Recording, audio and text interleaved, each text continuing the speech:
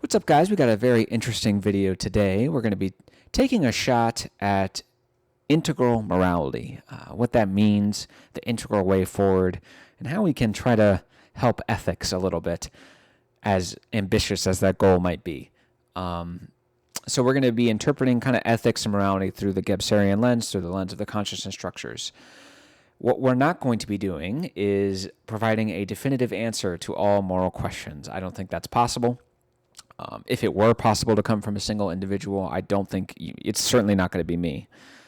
And I just don't think it really is. So that's not what I'm trying to do. I'm not trying to act like a God or Jesus Christ figure reincarnated.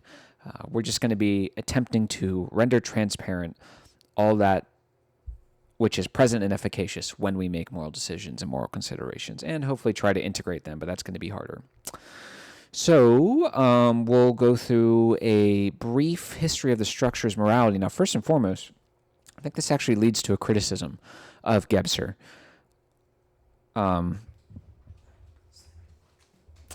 This amazing book, The Ever-Present Origin, that we're going to be using, there's so much amazing stuff in here, and it's kind of a running joke in the little community that, it's about everything because it's integral and all that stuff.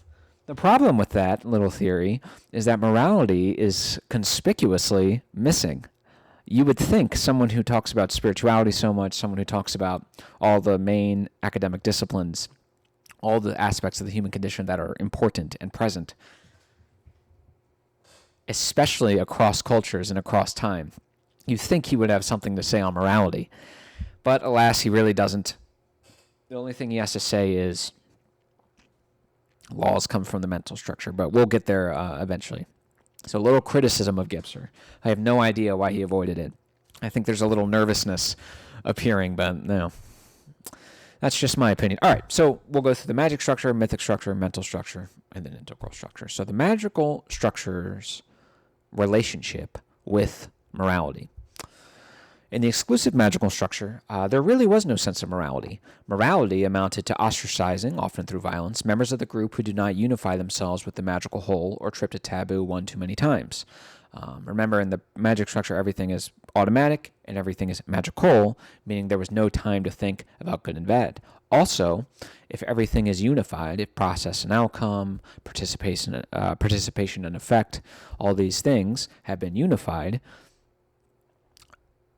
value can only come from one thing being placed in relation to another, whether that be binary, antithetical, or complementary. Everything was everything. For example, if you watch Mondo Kane, that's the deficient magic structure. Unfortunately, this woman lost her child in childbirth or something like that. And obviously, the child breastfed. So what she did was she took a pig, and she had the pig suckle on her breast, and the pig was supposed to be the child. Again, these rational distinctions that, there's me making this video and you watching it. There's a human being, and then there's a pig. Those didn't exist. Everything was magically unified. That's why when they donned the bear suit, it's not that they became the bear, because that presupposes a division. It's not like that. It's just it brought the bear's magical power to the present, to the ritual. Anyways, if anything is unified, there is no good and bad, because good and bad applies a difference, right? Incidentally, that's the origin of all false equivalences. So the magic structure also compels ritualistic participation, which is something that is very important to morality, particularly morality in America or in the West since 2014. But in magical fashion, as we just kind of talked about, participation in effect, these magical rituals have been unified. So it's almost as if the ritual itself is the outcome, in the same way that when I'm doing a rain dance in the magic structure, it's not that I'm causing the rain to fall down necessarily. It's just the participatory act itself is the effect, insofar as the effect feeds the unified magical whole.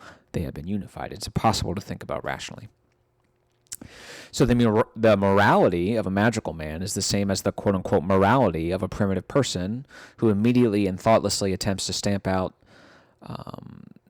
evil spirits so that those evil aspects are not unified the whole, which would inevitably lead to backlash against him, right? So if I speak Voldemort's name and then 2 days later Wormtail comes in and kills someone, guess what? They didn't really think in terms of causality, but in terms of our sense, that would be the cause. It's really pre-causality more than anything. It's magical unification. It's pre-causality. It's got nothing to do with rational causality. Let's see. So these are the important structural points to keep in mind when it comes to the magical structure's relationship to morality. 1, emotions, instinct, and the value-free nature. The emphasis on equality, equity, hello. Thoughtless drive to action, emphasis on unification, which is to say mass phenomena. So mass phenomena are anything you would see the deficient aspects of the collective. So everyone must be unified in parroting the tribal line. Everyone must be wearing the same thing. Everyone must think the same thing. Everyone must believe the same God. That's mass phenomena. Or, even worse, even more tragically, this idea that we've got together and we've convinced ourselves that the other person is so evil that we can throw them into an oven, we could kill them, we could shoot them in the head, we can kill their babies, kill their families, make them watch. And it's all excused because, well, we're God's chosen people, or there's some sort of magical specialness to us. That's mass phenomena. So on the far left, you would obviously see things like Joseph Stalin, right? Joseph Stalin demanded a complete unity with the communist cause, and if not, you were going to be killed or thrown into the gulags. Same thing with Mao Zedong's China. Obviously, on the far right, you would have the Nazis. Good luck trying to go against the grain there. And you'd have like Mussolini's Italy, Franco's Spain. This is mass phenomena where the collective does these terrible, terrible things. Not good. So emotions, instinct, valueless equality, this pre-rational compulsion to act without thinking, and ritualistic participation, as well as the mass phenomena. Those are the important structural points to remember when it comes to the magic structure. All right, so we'll move on to the mythic structure. So this is where it starts to get kind of interesting. So rather than being valueless, the poles of good and evil are recognized. So, of course, if you follow my Gebser series, you'll know that the magic structure, as we kind of talked about, is one-dimensional. Everything is unified in that one point. But, of course, that one-dimensionality shifts to a two-dimensional flat circle. Right? So now, instead of 1, we have pole 1 and pole 2. This, of course, leads to the rise of good and evil. Good pole and the evil pole. So additionally, the magical forces that constituted the world under the magical structure are now perceived as gods and take form in images. So the common person is a member of a vast cosmic drama, a fight between gods, and their careful observance of their ways, in addition to the rituals performed, help curry the favor and tip the cosmic forces in their favor. For example, if your village is raided by the sea peoples, they don't perceive it, essentially, as being bad luck between two foreign tribes that claim exclusive power, that is, any sort of rational reasoning. They view it as punishment from Ares, the god of wrath, perhaps because the village has not honored them. So rather than just seeing the sea peoples attacking us, and again, it's just being like, oh, it's bad luck. Obviously, that's awful luck, but it is what it is. They would see it as some sort of divine punishment. Cosmic forces shape the world, and one of those forces is wrath, and that's Ares. And Ares is present as evident by the anger and the vitriol of the sea peoples. So I, or the tribe, or whatever, have not paid proper penance. I have not sacrificed to Ares. Maybe the sea peoples have failed because Ares pours wrath into the sea peoples. So the point is, well, I don't want to spoil. We'll get there. But the sea peoples aren't just the sea peoples, right? They are emissaries of Ares. Same thing, you kind of see this later on with Christianity, which we'll get to in a second, but you see the same thing when you have those pastor types calling people emissaries of Satan. It's like they do mean that literally. Let's do another example. In a moment of barrenness, perhaps, the village will pray to and perform a ritual sacrifice for the rain god, recognizing that, for the rain god to come down, the village must be kept in proper order, as if he would want to come down. So when it's raining, all right, it's not perceived as this sort of natural scientific cycle. When it's raining, the presence of the rain god is here and efficacious. The rain is the presence of the rain god. There is no distinction. They sit in polar balance. That the rain hasn't fallen isn't understood to be part of, like I just said, the natural whatever, but either part of the perpetual polar cycle, in this case, growth and decay, regeneration and barrenness, or divine punishment or insufficient penance. So you could interpret it this two different ways. You could interpret the lack of rain and the barrenness as the two gods have been fighting, and naturally it always ends up where one god has prominence at one moment until the other one eventually wins, and they do this perpetual fighting. So you could have this sort of external, it's not really us, it doesn't have too much to do with us. It's this vast cosmic drama of we, which are a very small part, and it kind of happens on its own. Or you could have this idea, kind of like with Aries, it could be divine punishment. Now, with divine punishment, this is very important.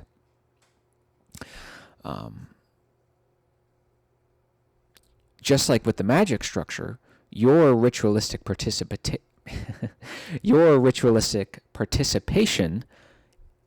under this view is seen to literally affect the results, to literally tip the scales, tip the scales in your balance, in your favor. Now, why do I use the word literally? It's got nothing to do with metaphors or symbols or anything like that. They really do believe that in a time of barrenness, if I pour a glass of water on the barren ground, it's as if that water is literally feeding the cosmic force of regeneration or growth, and that in turn will turn the cycle and bring about food, which is obviously what they want. So those are the two kind of ways you could see it. One is the magical participation route, and the other is the gods are fighting, and this is the way it is. So, of course, myths build naturally out of this perception. The crops are dying and refusing to grow, not because the rational conditions for their regeneration have been met, but because Persephone is in mourning. Right? That's how they would perceive it.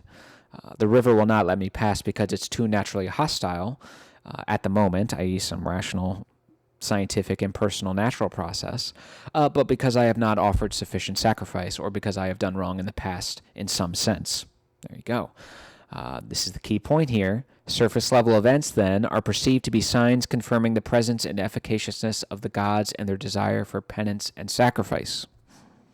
Again, if I'm angry in the moment, the way I just described that's the mental, rational way of understanding. I'm inhabiting a psychological state of anger in this moment, right? That is not by any means how they would perceive it. I would perceive it as anger gripping me. They would perceive it as Aries gripping me. The anger that quote-unquote grips you mentally is a psychological state. Mythically is Aries himself. The anger that you are feeling angry is proof of Aries, the god of wrath's presence and efficaciousness. He has poured his wrath into you rather than you feeling wrathful or angry. Okay, so these are the important structural points. The recognition of good and evil, more specifically their polar cyclical nature, for better or worse, which is of obvious importance for morality. We have good and evil. The birth of qualitative valuations, which good and bad or good and evil ultimately are rationalists. You can cope about it all you want. I don't care. I'm working with the grain, okay? You're never going to find the objective good. It's not going to happen. Emphasis on signs and symbols, as we just discussed, that's important with morality.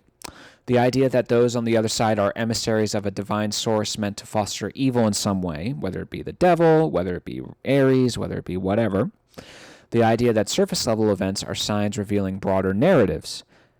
Emphasis on grounding or anchoring morality in the spiritual domain, and the idea that cosmic forces constitute the world. So those are the important structural points that we'll make transparent later.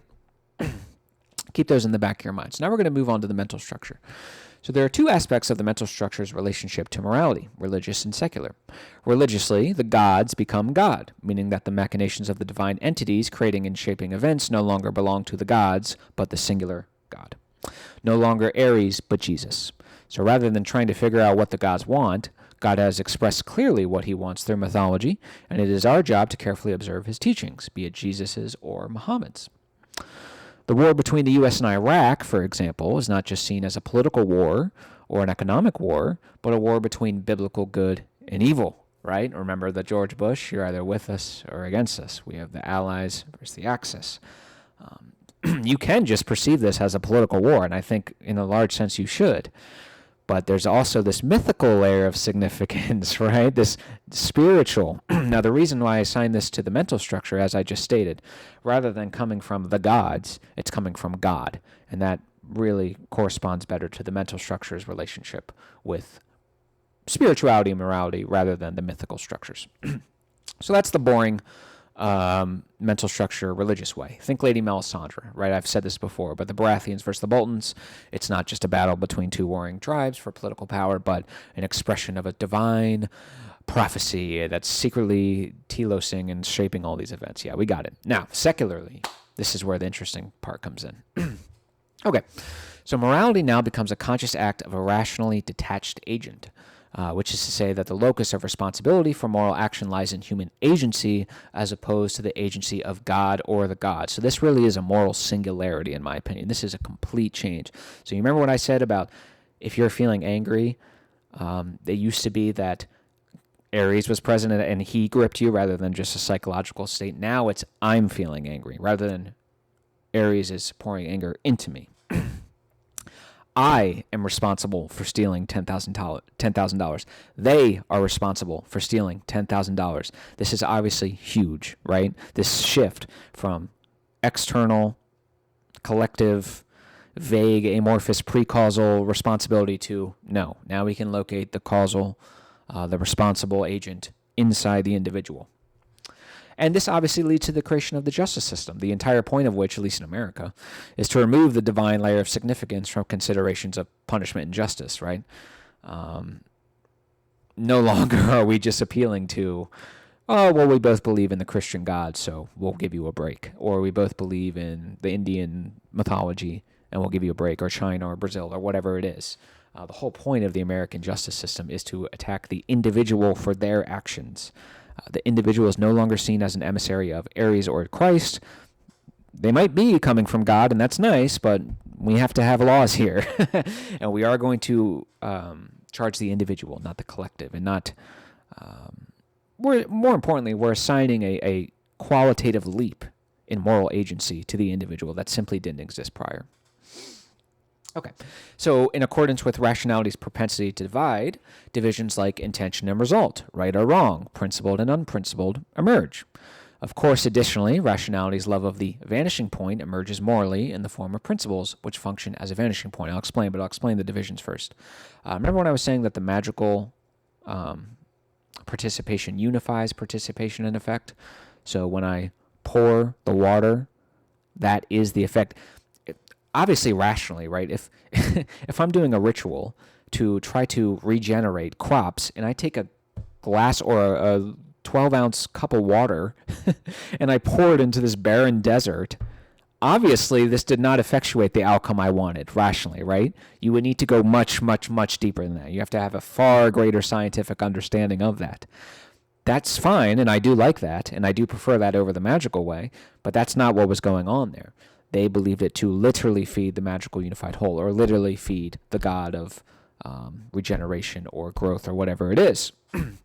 So now there's divisions. So now rationally, someone comes up and he sees that ritual and they say, hold on now, you're not actually effectuating change here. I understand your intentions and your participations are one thing, but they do not always automatically connect to your intended outcomes. This is a huge, huge, huge change, a huge shift in how we engage morally. It's very important. And then, of course, we have the vanishing point, which function the form of principles. Okay. Quick, very brief history of perspectivity and rationality. Rationality relates objects in the world by positing one thing that's quantifiably measurable and consciously known dualistically against another, and then invokes the third aspect of measuring thought to privilege one binary over the other or form a synthesis.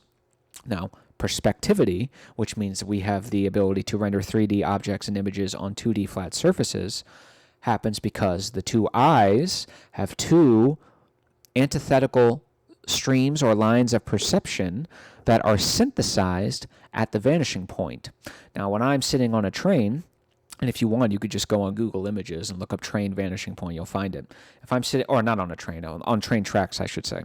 If I'm sitting on train tracks and they're going straight on the line here, what I'm going to notice is that the trees and the lines of the train curve, and they all curve to meet at this invisible and inferred point called the vanishing point. Now, the vanishing point synthesizes these two antithetical modes of perception from the eyes and confers clarity, order, and depth on visual perception. How does it do this? It does this by closing off perception insofar as the eyes can only account for a limited amount of perception, right? There's obviously a world going on outside of what is encompassed visually. You watching this is a testament to that. But it also opens up, in addition to this closed aspect, by allowing anything that is contained within this visual frame is conferred a higher degree of clarity, order, and depth. So I can actually reach for my mouse pad. I can reach for my Thomas Sowell book, and I can actually get the object. Now, of course, when I reach for my mouse and my book, these are low quality, low consequence things. But if you're in a car, right, and you reach for the brake, you need that, right? That could be life or death. So that's how a vanishing point functions. So the simultaneous close and open aspect of it. So, of course, philosophically, the vanishing point manifests as the laws of logic. These are invisible inferred points that confer clarity, order, and depth on what it frames, right? What it encompasses. Same thing here with principles, with moral principles, right? Do no harm, think the Hippocratic Oath, or think just laws, honestly. Laws, rights, and moral principles all function as vanishing points. These are invisible inferred points that open up and close down. Now, what does that mean? Let's take the law against murder, for example. How can a law against murder function as a vanishing point? One, it's an invisible and inferred point that confers clarity, order, and depth, right?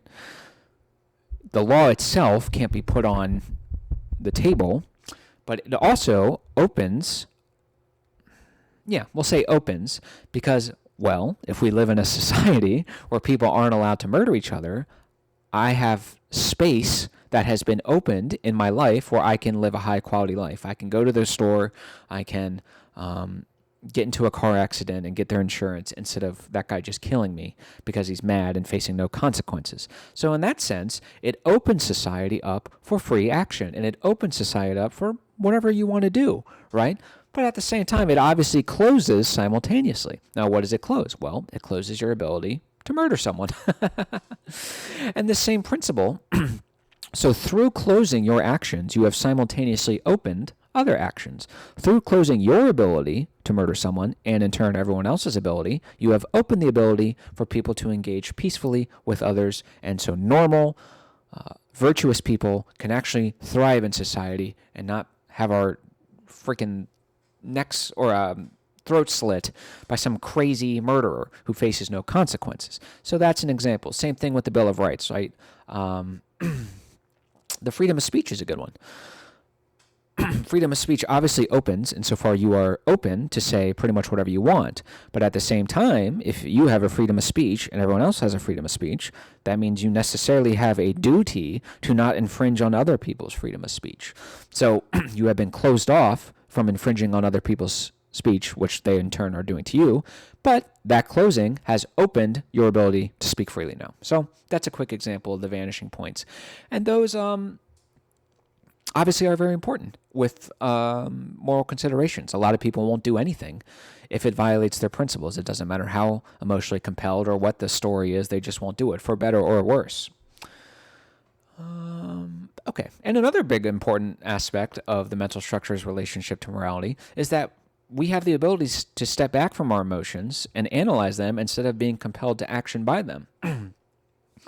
The problem with the mythical structure is when things are interpreted as signs rather than coincidences, being bound up with the magical structure and being bound up with emotion, they compel action, right? So if you see the sea peoples and they're an emissary of the devil or wrath or whatever it is, well, you are morally compelled to fight for goodness, right?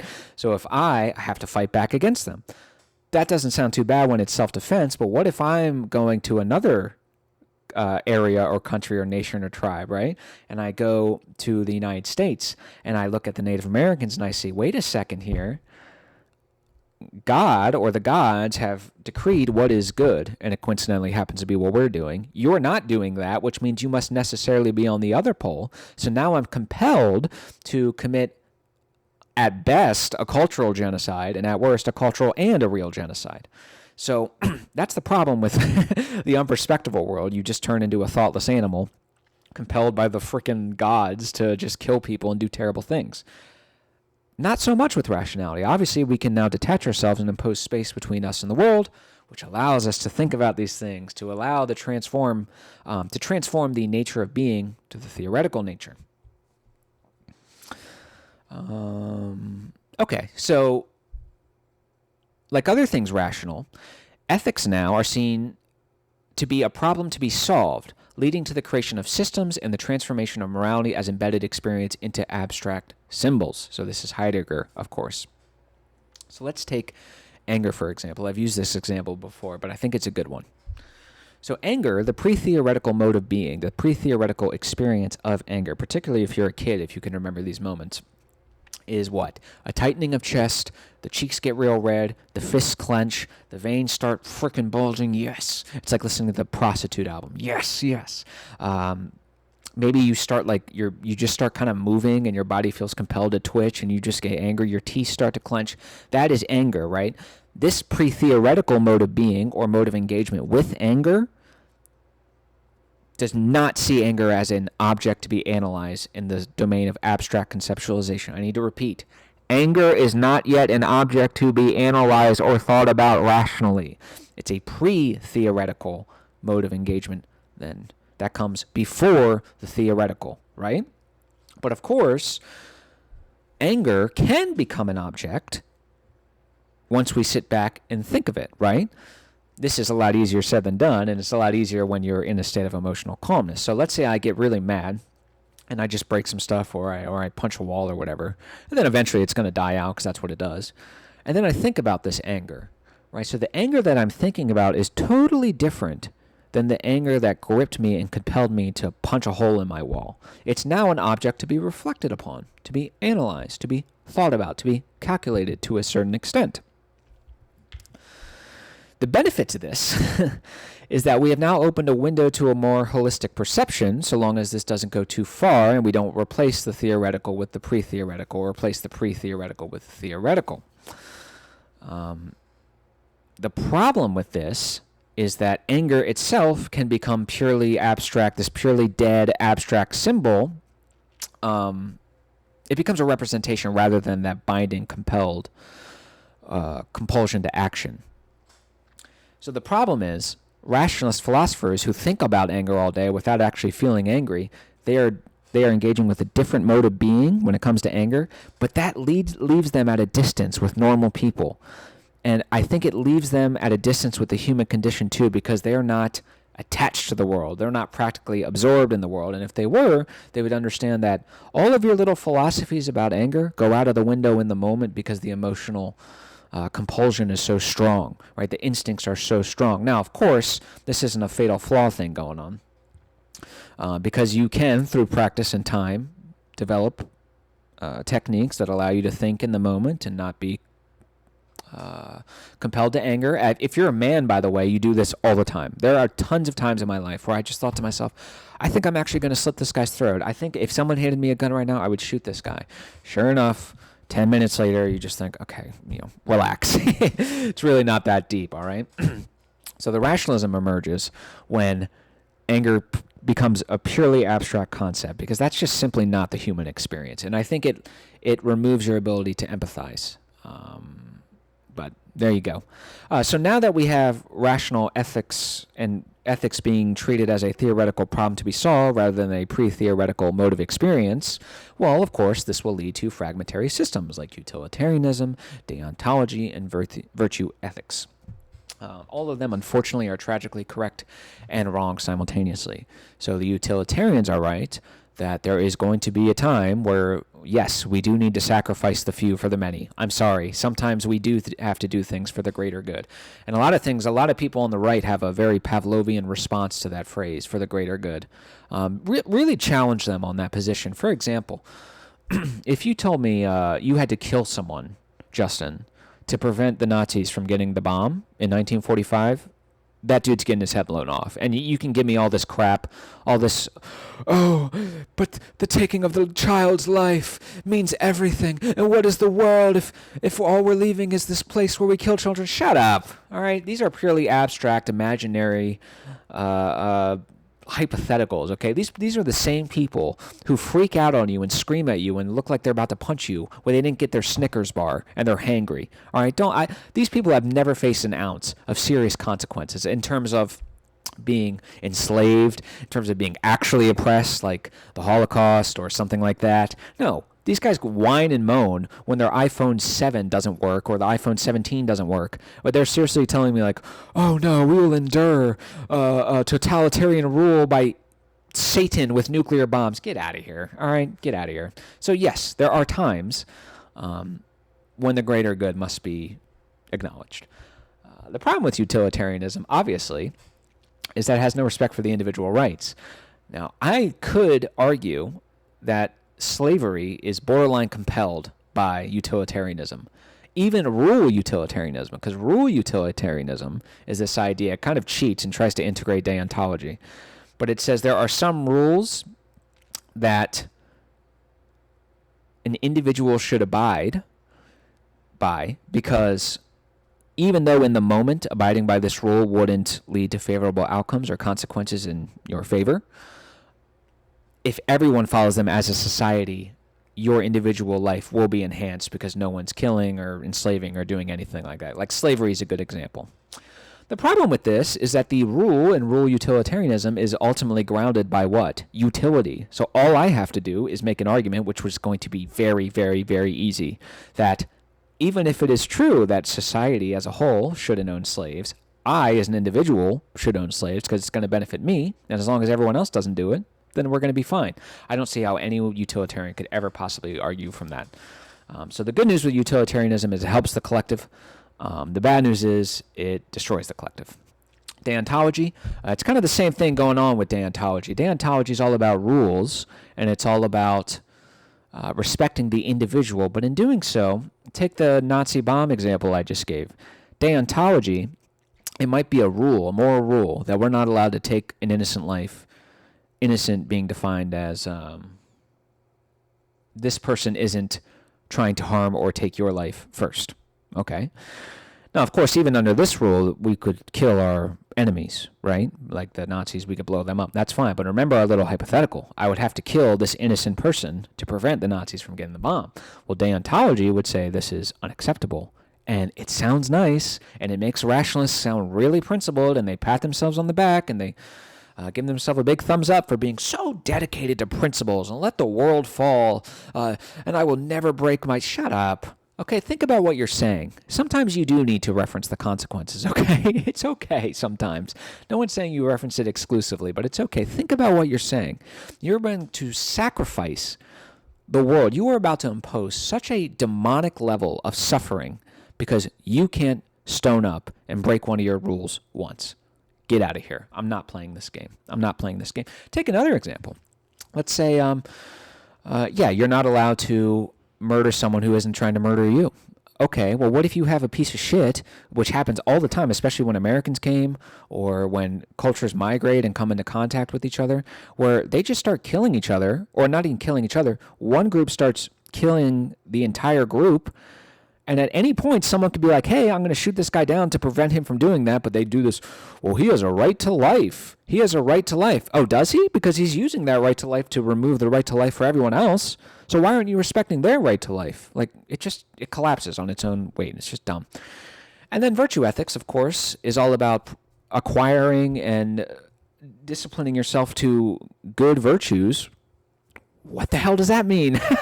It's begging the question, right? It sounds great because virtue ethics, the way I've heard it described, is just kind of like I said, accumulating virtuous and good habits and practices. Okay, what are those? And they can't really tell you. And the reason why they can't give you an objective answer to that is the elephant in the room. These are subjective, qualitative evaluations. Let's work with the grain. You know what I mean? It's just begging the question. And the problem with this is that people adopt these partial systems as holistic philosophies.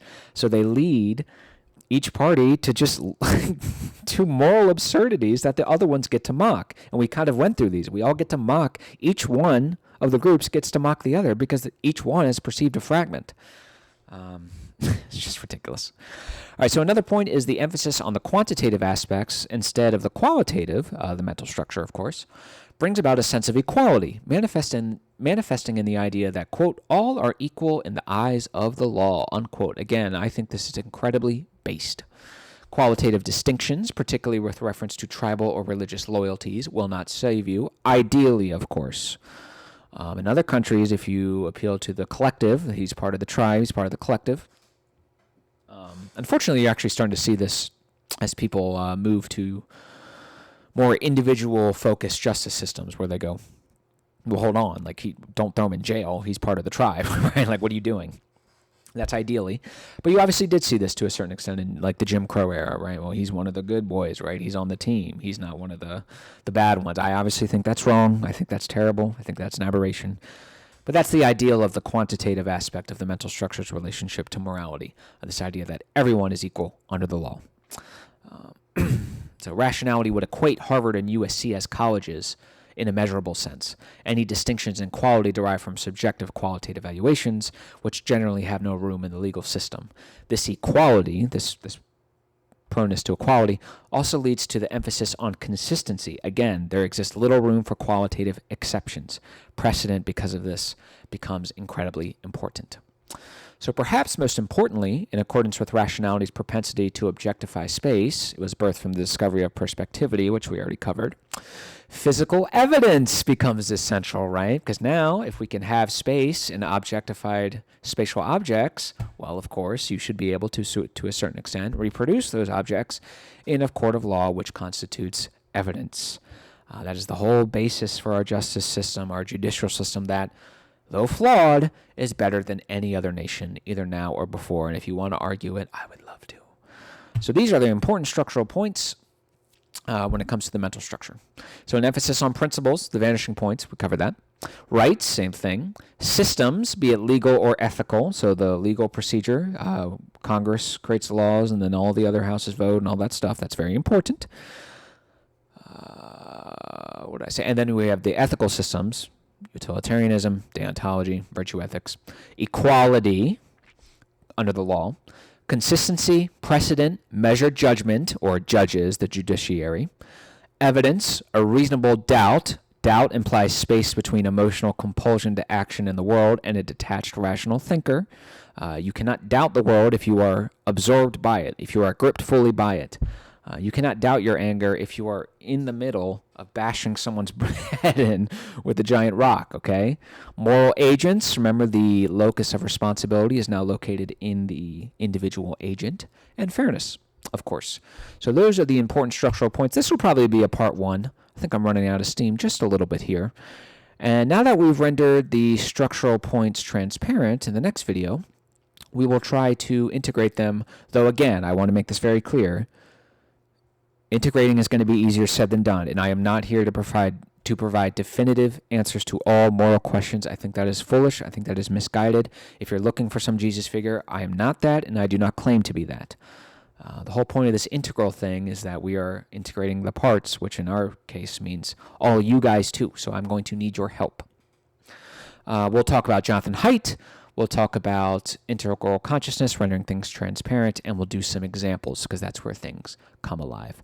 I love you guys, and keep your eyes out for part 2. And let me know what you guys think. Like I said just a minute ago, I really do rely on you guys for help. Thank you guys so much, and I'll see you soon.